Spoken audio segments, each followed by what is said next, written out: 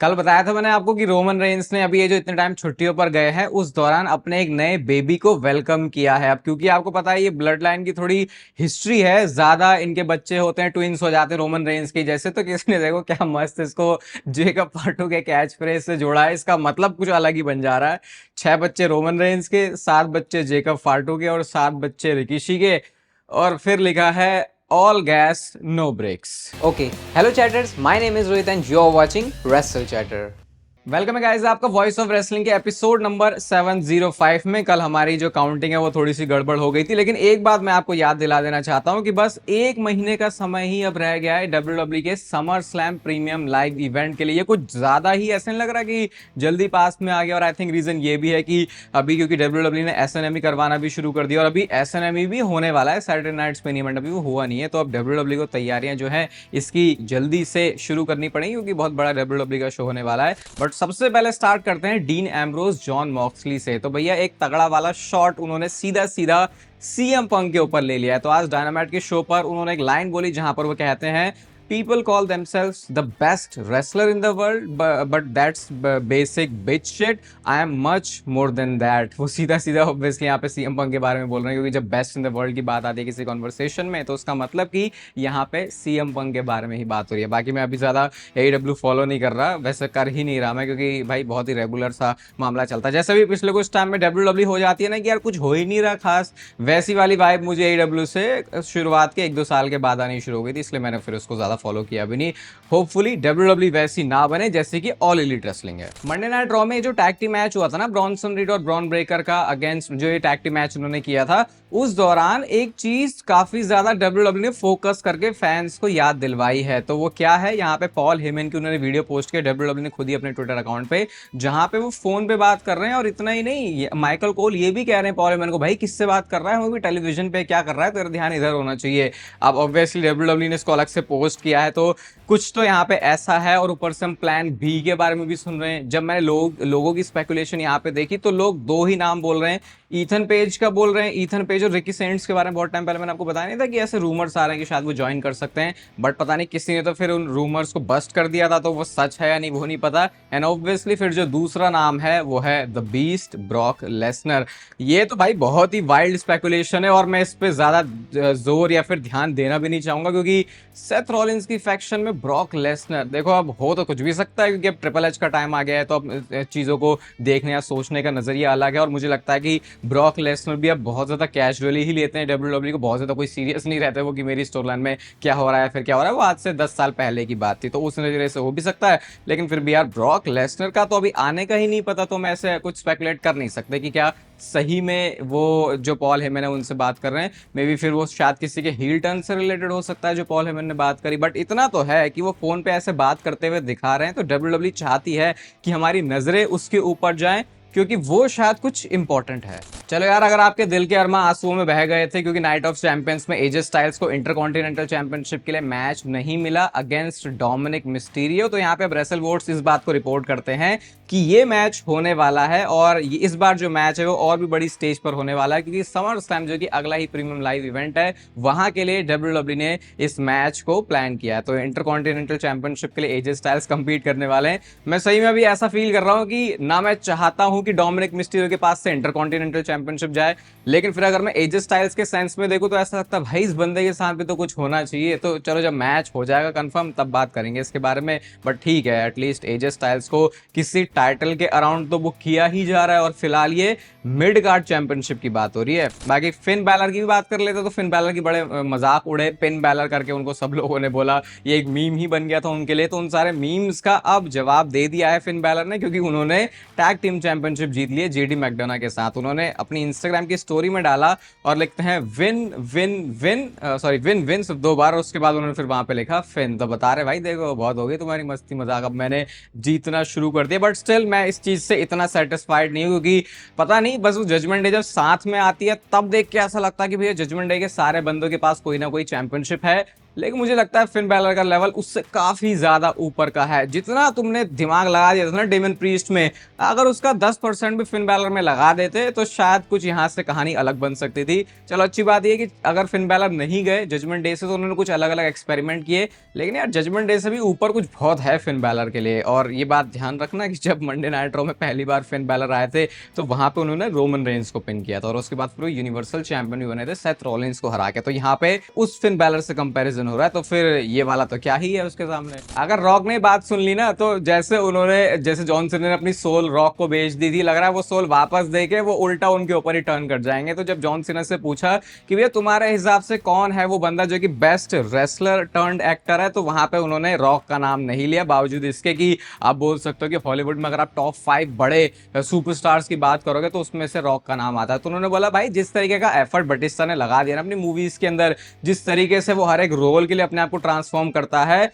कोई उसके आसपास भी नहीं है। सिंपल एक नाम लिया उन्होंने बटिस्टा का। और आई थिंक ऐसे कुछ बात जॉन सीना ने पहले भी बोली थी। पता नहीं अगर कभी रियल वन ऑन वन ऐसे कुछ बातचीत में कॉन्वर्सेशन के अंदर रॉक और जॉन सीना आते हैं तो फिर जॉन सीना का कहना क्या होगा, क्या वो इतने बोल्ड हो पाएंगे। लेकिन लोग इस बात के बहुत मजे लेते हैं क्योंकि जब लोगों को ये सुनने में आता ना कि यार हॉलीवुड वाले रॉक की कहीं ना कहीं बेइज्जती हुई है, तो लोगों को अंदर से सुकून मिलता है क्योंकि इस बंदे को हमेशा से लोग डब्ल्यूडब्ल्यू में ही देखना चाहते थे। डब्ल्यूडब्ल्यू के फैंस की बात कर रहा हूँ। देखो जे उसो के लिए इस समय नफरत का माहौल काफी ज्यादा बना हुआ है। वो हार गए हैं चैंपियनशिप, लेकिन फिर भी अभी लोगों को पसंद नहीं आता कि जे उसो को इतना क्यों पुश कर रहे हैं। स्टोरी लाइन में नापसंद करना अलग है, लेकिन लोग लिटरली फिर नफरत ही करने लग जाते हैं। तो एक और मौका ऐसा कुछ दे दिया जे उसो ने। ये तो खैर बहुत ही ज्यादा फनी है, बहुत ज्यादा। जब मैंने इसको पहली बार देखा भाई मैं हंसते हंसते पागल ही हो गया। तो कोडी रोड्स का भी जन्मदिन गया तो उसका सेलिब्रेशन बधाइयां चल रही थी, तो उस दौरान उन्होंने केक उठाया और वो केक गिरा दिया और वो सबके सामने हुआ है। अब सोचो क्राउड वहां पे सारा बैठा हुआ है, तो बस उसके बाद वो क्या कर रहे हैं यार,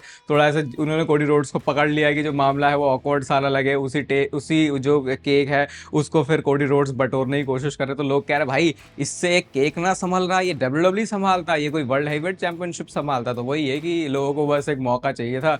बट ये कांड तो बहुत फनी गया यार, ऐसे केक गिराना ही एक बंदे के सामने अलग, तुमने भरे समाज में ही गिरा दिया यार। देखो केविन ओवेंस है तो बहुत ज्यादा खुरापाती आदमी। रेसलमेनिया में रैंडी ओर्टन के साथ उनका मैच होने वाला था, लेकिन उनके नेक में इश्यूज की वजह से वो मैच हो नहीं पाया। लेकिन कोडी रोड्स के पॉडकास्ट में उन्होंने एक बात बताई कि क्या उन्होंने एक एंगल पिच किया था डब्ल्यूडब्ल्यू के सामने, जो कि ऑब्वियसली रिजेक्ट हो गया और फिर तो उसके बाद स्टोरी लाइन में कुछ अलग ही चली गई। उन्होंने बोला, जैसे हमको याद है ना कि वो केविन ओवेंस अपने कार में बैठ के ही प्रोमोस कट करते थे, तो उन्होंने ये आइडिया दिया था कि रैंडी ओर्टन एक ट्रक लेके आएगा और जब मैं कार में हूँ और जब ऐसा हम कुछ सेगमेंट कर रहे होंगे वो मुझे उस ट्रक से मेरी कार को उड़ा ही देगा। तो वो कितना खतरनाक होता है एक स्टोरी लाइन को आगे और इवॉल्व करने के लिए। और देखो यही तो वो एलिमेंट है ना जो मैं कहता हूँ कि स्टोरी लाइन ठीक है, बढ़िया रेसलिंग मैच हो गया, दो तुम अच्छे बंदे पिक करके लेके आ गए, लेकिन जब ऐसे मूवमेंट्स होते हैं तो एक अलग ही फ्यूल मिल जाता है किसी स्टोरी लाइन को। तो ये वो चीजें हैं। बट ऑब्वियसली फिर उसके बाद केविन ओवेंस के साथ मामला कुछ अलग हो गया था और ऐसे स्पॉट्स केविन ओवेंस ने बहुत सारे डिमांड किए हैं पहले। जैसे वो कोविड का टाइम याद है जिस टाइम पे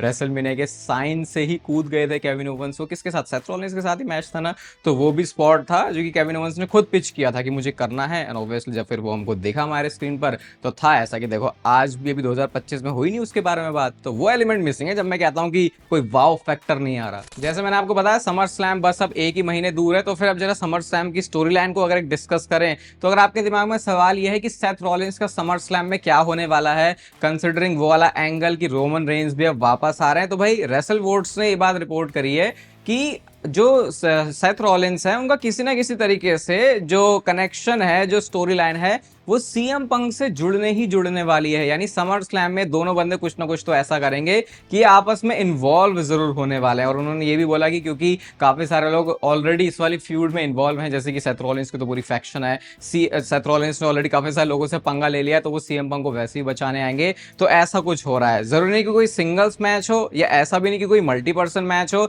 या कुछ ना कुछ ऐसा कि बस ये एक दूसरे के आमने सामने होंगे समर स्लैम में, वैसा करके कुछ जो है रिपोर्ट से हमको पता चल रहा है। अब वो क्या एंगल हो सकता है, और अगेन वो वाली बात भी है कि अगर रोमन रेंज भी इसमें है तो फिर इस चीज को किस तरीके से देखा जा सकता है। और जो नेक्स्ट बात है वो रोमन रेंज के बारे में ही है। अब हमको काफी कुछ क्लैरिटी मिल रही है क्योंकि रोमन रेंज बहुत पास आ चुके हैं अपने रिटर्न के। सबसे पहले तो ये बात पता चली है हमको कि रोमन रेंज सीधा समर स्लैम में नहीं आने वाले, एटलीस्ट डब्ल्यूडब्ल्यू का करंटली तो यही प्लान है। वो कुछ ना कुछ ऐसा करने वाले हैं जिसका मतलब कि समर स्लैम से पहले आके रोमन रेंज जो कि उनको एक्शन में इन्वॉल्व करेगा समर स्लैम में, जिसका सीधा सीधा हम लोग मतलब समझ सकते हैं कि रोमन रेंज एक मैच के अंदर कंपीट करने वाले हैं। और आई थिंक एक बहुत ऑब्वियस बात भी है, क्योंकि समर स्लैम जैसा बड़ा शो है उसके बावजूद भी अगर तुम रोमन रेंज को मैच में नहीं कंपीट करवा रहे तो वो गड़बड़ हो जाएगी। लेकिन वो किस स्टोरी लाइन का पार्ट होंगे, तो भाई इसके बारे में भी ये पता चला कि भले ही इस समय ब्लड लाइन की भसड़ बहुत सारी चल रही है, अगर आप स्मैकडाउन में देखोगे तो भैया वहां पे तो उन्होंने अपना पूरा जो सीन सपाटा वो बना दिया है।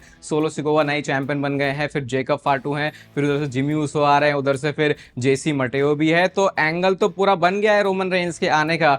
लेकिन WWE उस चीज को भी कंसिडर कर नहीं रही है। जो रोमन रेंज का एकमात्र इस समय ध्येय या फिर उद्देश्य होने वाला है वो है सेथ रॉलिंस की बैंड बजाना। तो फिर जो मैं कह रहा हूं कि अगर समर स्लैम में सीएम पंक और सेथ रॉलिंस का आपस में फट्टा भिड़ने वाला है तो फिर उसमें रोमन रेंज भी इन्वॉल्व हो रहे हैं। अब ऑब्वियसली ये नहीं बोला जा रहा कि कोई ट्रिपल थ्रेट मैच हो रहा है, लेकिन कुछ तो यहाँ पे ऐसा है कि इसके अराउंड जो पूरी स्टोरी है वो घूमने वाली है। और सबसे बड़ी बात उन सारी चीजों के बीच में ये भी है कि सेथ रॉलिंस के पास मनी इन द बैंक का ब्रीफ केस भी है और समर स्लैम जैसी वो बड़ी स्टेज भी है, हाईएस्ट ऑफ द सेंचुरी उन्होंने रेसलमेनिया में करी थी। तो अगर वो उस चीज को दोबारा से रिपीट सा नहीं करना चाह रहे, तो अगर वो कोई और अच्छी बड़ी जगह है तो फिर शायद वो समर स्लैम भी हो सकती है। तो अब ऐसा लग रहा है कि हम उस जोन में फिर से एंटर करने वाले हैं जहां से रेसलमेनिया के बाद सबने बहुत ज़्यादा ऐसी थकेली सी WWE का जो समय है वो गुजार दिया है और अब बारी आ गई है उस मूवमेंट की जब हम कह सकते हैं कि शायद WWE is on fire right now. वैसे तो हमने 2025 के लिए भी सपने बहुत संजोए थे, लेकिन चीज़ें वैसी ऑब्वियसली नहीं चली जैसे कि चलनी चाहिए थी, और मे बी अब समर स्लैम के आने से वो सारी चीज़ हो सकती है। जाते जाते एक चीज़ भी आपको मैं बताऊंगा, वो है ट्रेविस स्कॉट के बारे में। आपने मेरे मुंह से बहुत सुना होगा कि ट्रेविस स्कॉट के जॉन सीना के साथ ये प्लान से ऐसा होगा वैसा होगा। भाई WWE को बहुत भारी नुकसान हो गया इसमें। ये मनी इन द बैंक के टाइम पर ट्रेविस स्कॉट को लाने का 100% प्लान था, इवन वो तो मैच के लिए भी कंसिडर कर रहे थे। लेकिन ये जो पूरी आर्ट्रुथ वाली भसड़ हुई ना, उसकी वजह से ट्रेविस स्कॉट वाले प्लान्स को WWE को कैंसिल ही करना पड़ गया। ऑब्वियसली इतना सारा हंगामा उसमें क्रिएट हो गया था, मर्चेंडाइज उस जगह से रिलेटेड सब कुछ उन्होंने बना लिया था, लेकिन फिर लास्ट मोमेंट पे उनको जो प्लान्स हैं उसको निक्स करना पड़ा। और बहुत सारे लोगों को जान के बहुत खुशी भी हो रही है, क्योंकि ट्रेविस स्कॉट से देखो मैं भी पर्सनली उतना रिलेट तो करता नहीं, बस वो फिन वाला जो गाना उनका वो सुना है, स्टोरी लाइन में आके बस वो दूसरी जो आई बॉल से वो अट्रैक्ट कर लेते हैं, तो बिजनेस के पर्सपेक्टिव से ठीक है, लेकिन वैसे स्टोरी लाइन में जब देखते तो उतना ज्यादा कोई सेंस बनता हुआ उनका दिखाई देता नहीं है। बाकी इस वीडियो को यहाँ तक देखने के लिए आपको बहुत बहुत धन्यवाद। वीडियो को आप लोग कर दो लाइक, चैनल को सब्सक्राइब कर दो ऐसे और मस्त WWE से रिलेटेड कंटेंट के लिए। बाकी तब तक फिर लेते रहो जिंदगी के मजे।